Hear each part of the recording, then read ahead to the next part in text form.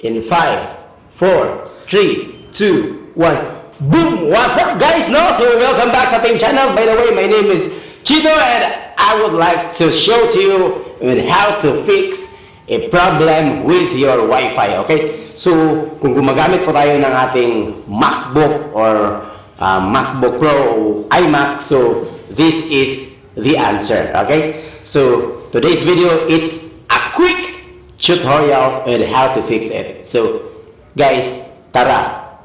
Boom! Pow! Pow! So, heto na po tayo guys sa ating MacBook. Okay? So, we have two options right here. Okay? So, pwede po tayong pumunta dito sa...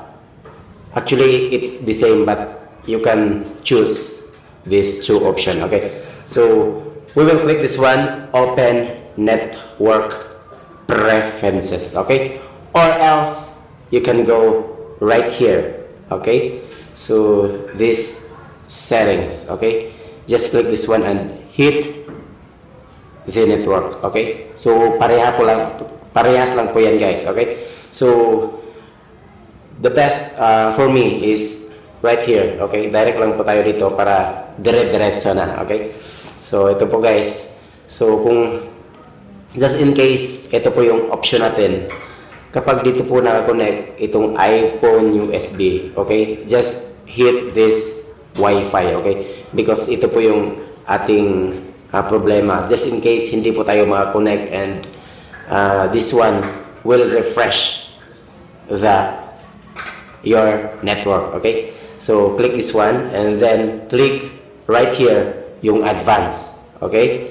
So, click po natin ito and then depende na po yan sa inyo guys kung saan po dito yung inyong connection, okay? So, for me, it's a globe but we can try this one, the PLDT home fiber, okay? Ito lang, example lang naman po ito okay? So, i-click po natin ito and then click the minus button, okay? Okay, right here, just click this one and click okay. So, just hit apply and then boom, that's it, okay? So, ganun lang po kadali guys yung ating tinatawag na pag-connect sa ating Wi-Fi just in case hindi po tayo makakonect, okay? So, open lang po natin ito, turn Wi-Fi on, okay?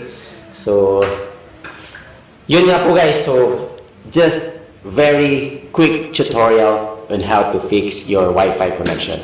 So, guys, dito lang po tayo nagtatapos and I do hope na mayroon po tayong natutunan and guys, see you in my next video. That's all. God bless and bye-bye.